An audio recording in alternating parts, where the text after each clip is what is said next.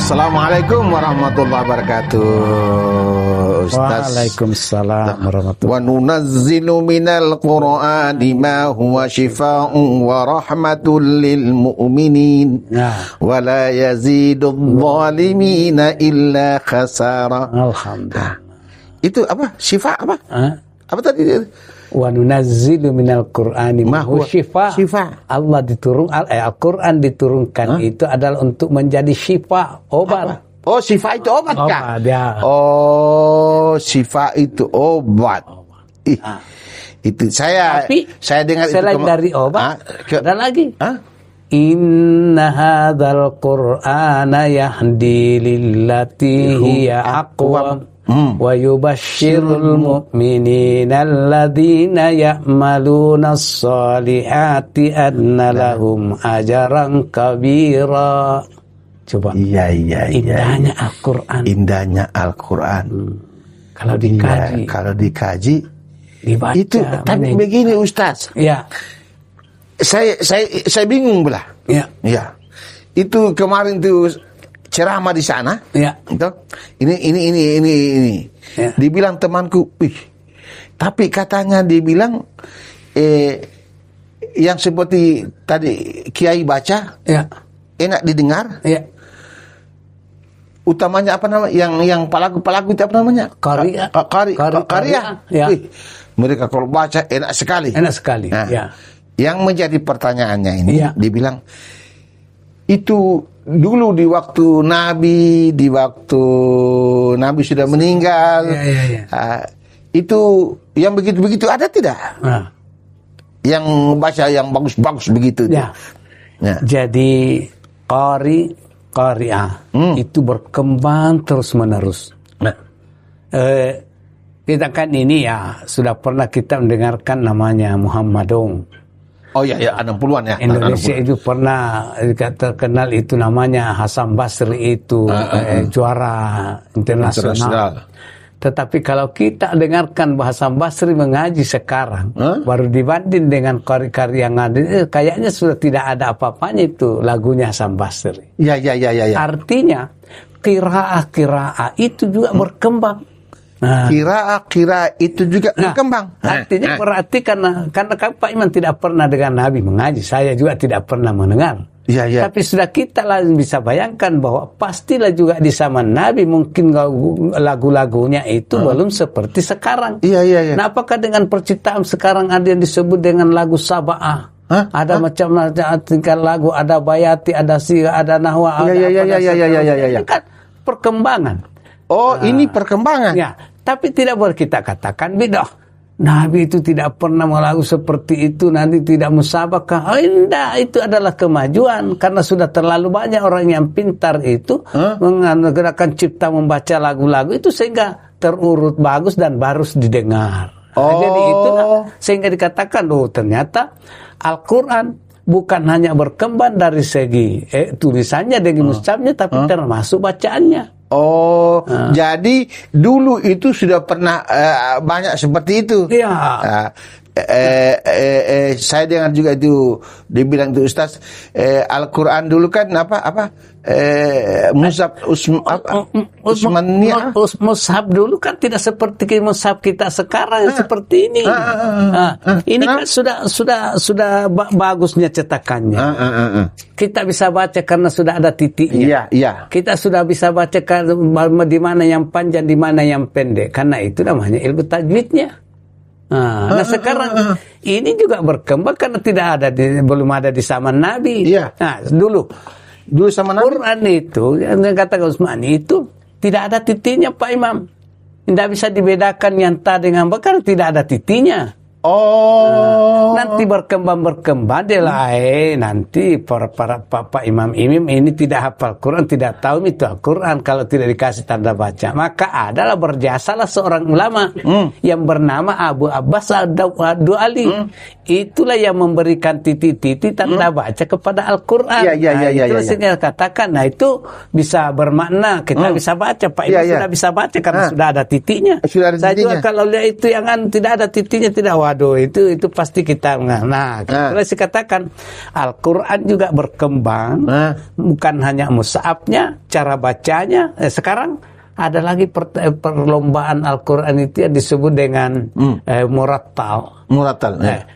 Ada bacaannya, bagaimana bacaannya, kalau dikatakan qalun apa dan seterusnya, beda-beda itu bacanya. Ternyata sama-sama benarnya karena ada alasannya. Bagaimana kalau qiraah ini apa dan seterusnya, itu sebagai sebuah perkembangan. Ternyata itu semua karena ada ilmu tauhid. Kalau kita tidak diajarkan ilmu tauhid, sama saja sin sah apa baca sah saja. Jadi. Tapi ternyata ada ulama lagi yang akan bermanfaat sekali, yang punya pahala itu, yang namanya Abu Musa bin Abdullah. Itulah yang mempelajari, ada barang ilmu tajwid, sehingga bagus kita tahu. Bacanya kalau ini begini, baca kalau begini dan semacamnya. Nah, artinya kita sekarang ini tinggal mengikuti perkembangan. Nah, sehingga katakanlah bahwa Al-Quran saja itu selalu mengalami perkembangan. Cetakan Al-Quran juga macam-macam. Ada yang cetakan namanya bagus sekali. Sampai seorang ulama dikatakan kenapa dia suka mencium itu karena indahnya itu Al-Quran, mahalnya. Makanya kalau ada orang yang cium Al-Quran setelah baca, tidak usah kita mengatakan bid'ah. Karena mungkin ditanya apa alasannya, beda-beda alasannya. Wah, bagaimana tulisannya ini kayaknya tinta emas. Saya suka sekali sehingga saya cium kalau selesai habis baca. Ada yang mengatakan ini Al-Quran, ini kalimat-kalimat lafzul jalalah di dalam banyak. Ada kalimat Allah, ada kalimat apa. Kita junjung tinggi. Jangan dilarang. Apalagi kalau dia mengatakan dilarang karena tidak pernah dilakukan di zaman Rasul. Rasulullah memang tidak pernah mencium Al-Quran karena belum ada. Bagaimana beliau adalah Al-Quran. Al-Quran sendiri. Jadi mulai dari ujung rambut ujung kaki Al-Quran semua itu.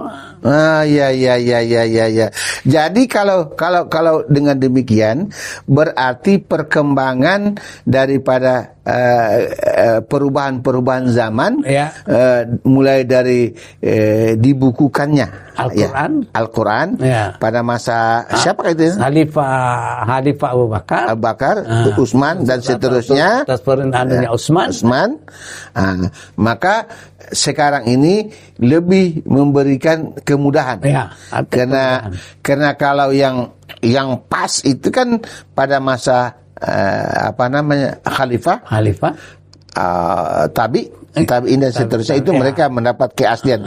Jadi berarti di sini yang sekarang terbukukan ini selalu diseleksi pada saat-saat tertentu untuk kebenarannya dan keasliannya. Jadi memang ini ada dikeluhkan bahwa terkadang ada cetakan-cetakan itu ada yang keliru, ada yang salah.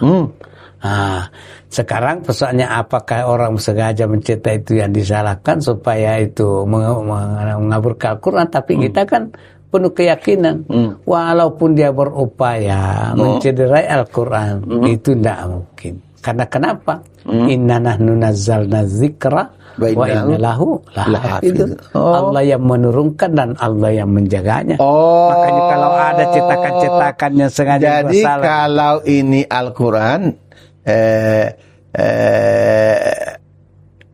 Allah yang menurunkan Al-Quran dan Allah juga yang memelihara Al-Quran. Jadi bagi kita umat Muhammad sallallahu alaihi wasallam tentunya tidak akan muncul keraguan ataukah di sana sini orang katakan begini dan begitu dan begitunya. Kita tetap berada pada posisi inna nazzalna dzikra inna lahu lahafidz. Jadi pasti Allah cuma yang sampai orang mengatakan bagaimana caranya Allah mau membenarkan itu? Sebenarnya bukan begitu caranya Allah menjaga Al-Quran. Ada orang yang diberikan hidayah dan akan menemukan bahwa ini ada kekeliruan. Itu petunjuk Allah. Jadi salah satunya itu penghafal itu. Penghafal itu. Makanya sekarang alhamdulillah muncullah rumah-rumah tahfiz.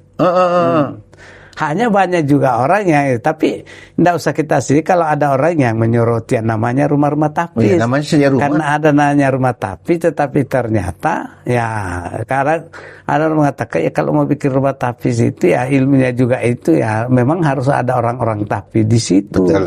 Karena jangan sampai ya itu ternyata dia bukan penghafal, apalagi untuk mengamalkan. Kan ada juga, jadi tingkatannya kan begini Pak Imam. Ya. Ada orang yang bagus baca Al-Quran, qari-qariah, tapi belum tentu hafiz. Oh, ada yang bacaannya bagus tapi belum hafal. tentu penghafal. Ada yang hafalannya cukup, tapi itu lagunya yang kurang bagus. Ada yang hafalannya bagus, tapi lagunya tidak bagus. Tidak bagus. Ada lagi. Tidak semua qari, tidak semua yang hafiz mampu menerjemahkan Al-Quran. Tidak semua Hafiz, tidak semua qari mampu menerjemahkan Al-Quran. Oh, iya. Ada lagi yang qari, ada yang hafiz, mungkin mampu menerjemahkan, tapi belum tentu bisa menafsirkan. Oh, karena menafsirkan Al-Quran itu banyak pirantinya. Harus menguasai ilmu bahasa banyak Arab. ranting-rantingnya harus yang dia tahu itu kawaid, harus tahu ya, dan seterusnya.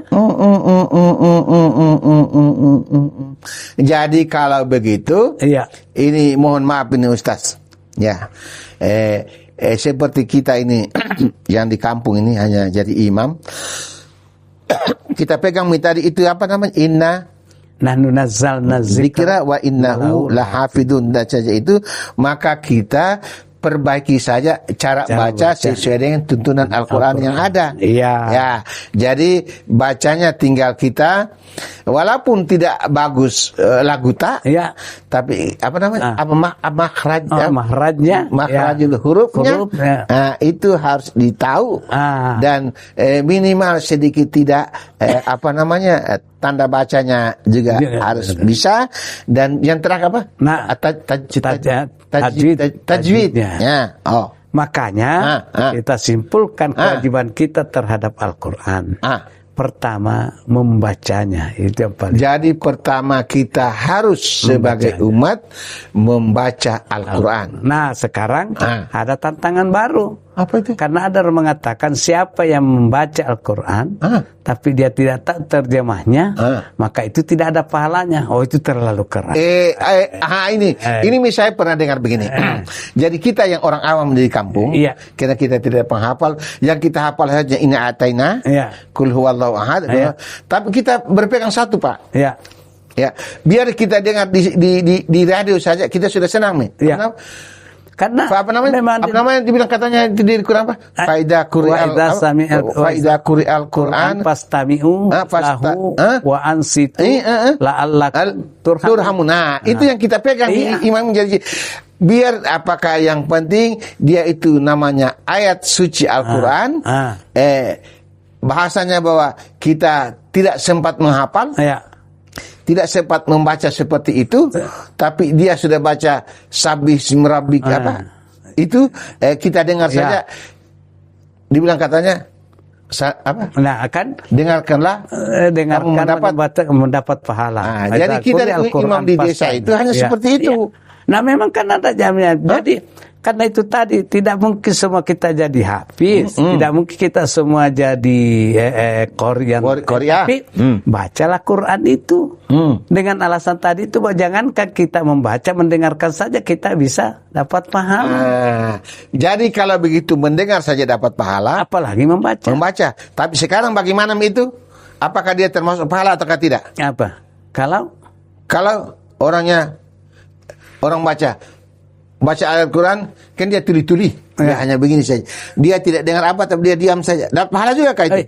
Artinya karena memang dicabut pendengarannya, tapi dia tahu, dia lihat orang mengaji. Berarti kan telinganya tidak berfungsi, tapi matanya berfungsi. Dari matanya itulah dia telah mengaji sampai dia juga tafakur walaupun tidak dengar. Tidak dengar apa, tidak baca. Karena dia dengar, tidak tahu juga apa artinya. Jadi pahala yang dapat pahala karena diamnya. Pahala juga. Pahala karena diamnya itu tadi. Nah, yang jadi pahala karena dia tafakur melihat bahwa ini ayat-ayat Allah yang yang kurang bagus itu. Ada orang mengaji, kita juga ribut. Ada acara-acara di masjid, di majelis taklim, pembacaan ayat Al-Qur'an. Majelis taklimnya yang ribut. Masih tanya-tanya, berapa harganya kalau itu cicilanmu? Ini orang sudah mengaji. Nah, makanya itulah ayat yang kita jadikan pedoman. Fa idza quri'al Qur'an fastimulau. Kalau seandainya kita paham apa yang dibaca, kalau itu berita gembira, kita mengatakan alhamdulillah, masya Allah, tayyib, bagus. Tapi karena tidak paham, biar dia baca orang, kamu akan kekal di dalam neraka, dia bilang tayyib. Atau dia bilang amin. Jadi itulah sehingga dikatakan Al-Quran kita perlu baca, tadabbur, pahami dan seterusnya. Kalau tidak, yakin saja bahwa Al-Quran itu adalah petunjuk yang paling lurus, seperti ayat yang kita baca tadi. Petunjuk yang paling lurus. Artinya di dalamnya ada petunjuk bahwa ini harus kita hindari, ini harus kita kerjakan. Ini tidak boleh dan ini yang boleh. Itu pasti ada dalam Quran. Jadi ini dalam Al-Quran, kalau kau baca ini ada hidayahnya. Kalau ini ada rahmatnya, ada petunjuknya. Wal Furqan ada pembedanya, yang baik dan tidak baik. Jadi sudah kalau berpegang kepada Al Furqan apa? Al-Quran sudah antara yang baik dan yang tidak baik, kita bisa berada pada posisi itu. Jadi kalau dengan demikian, apakah yang di dalam Ramadan ini kepatutan di dalam kita untuk bahasa orang sekarang tadaruskah, mengajikah, mengulangikah, itu posisinya seperti apa? Seperti kita ini kalau tidak penghafal, tidak hanya bahasanya cuma nanti ini baru kita mulai belajar, apalagi banyak tuntunan kitab-kitab Al-Quran yang banyak sekarang beredar dengan banyak metode, istilahnya banyak cara untuk membaca, itu sebagusnya seperti apa? Nah, yang penting kita yakin bahwa karena ini adalah pedoman, ada keinginan kita untuk belajar. Makanya diangkat oleh Nabi, khairukum man ta'allamal Qur'an wa 'allamahu. Apa dia? Sebaik-baik di antara kamu adalah yang belajar dan yang mengajarkan Al-Quran. Makanya baguslah kalau ada pondok-pondok untuk mengajar anak-anak mengaji. Jadi kalau seandainya yang tidak punya pondok hanya belajar saja dan dia tidak punya, apakah bahasa orang pintar, kapasitas, punya kemampuan untuk mengajar, kena tanda kutip, apakah dia hanya bisa mengamalkan dia untuk dirinya saja? Boleh dalam anjuran tadi? Artinya Al-Quran dengan kita itu pertama secara personal, kewajiban masing-masing. Jadi orang yang tidak punya kemampuan untuk mengajar, tapi mudah-mudahan itu bisa untuk dirinya, itu sudah modal. Minimal untuk karena dirinya. Karena tidak semua orang bisa mengajar. Betul. Tetapi jangan ada, itu satu problem kalau ada umat Islam yang tidak tahu mengaji. Ditanya kenapa tidak tahu, karena tidak mau belajar. Itu yang jadi problem. Makanya kita samula beberapa tahun yang lalu masukkan perda, bahwa ternyata perda baca tulis Al-Quran. Karena langkah ini hanya memang merupakan problem kalau sampai ada umat Islam yang tidak tahu mengaji. Padahal sesungguhnya dijamin bahwa ternyata Al-Quran itu asalkan kita punya ketekunan, itu akan sangat mudah dipelajari. Karena itu di samping kita belajar pasti turun hidayah, kecuali kita tidak mau. Coba Pak Imam, Pak Imam, orang Indonesia bisa jadi juara-juara MTQ tingkat internasional, sekalipun Al-Quran bukan bahasanya.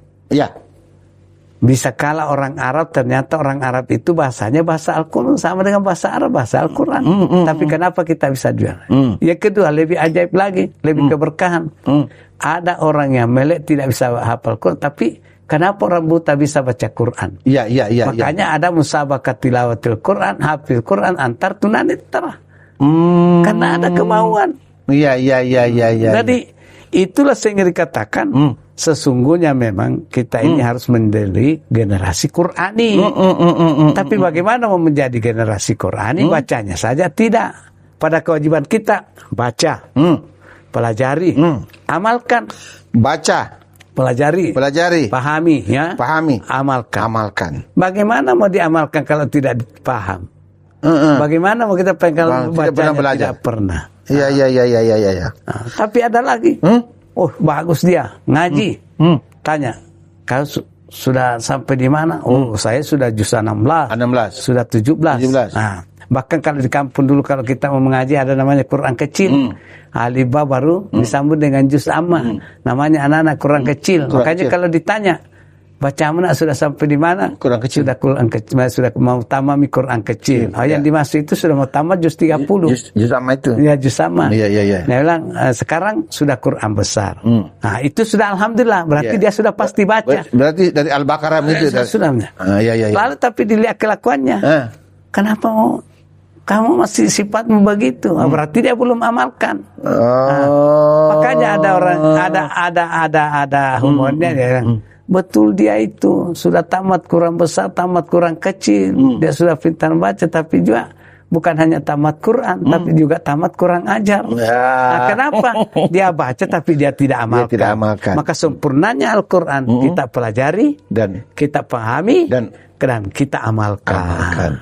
Jadi kalau begitu di dalam kita memperingati Nuzul Quran kali ini untuk tahun ini, mudah-mudahan saja dengan banyaknya mushaf Al-Quran yang beredar, jadi kita tinggal mencoba menata diri, utamanya tadi dibilang Pak Ustaz, Pak Kiai, kita pelajari,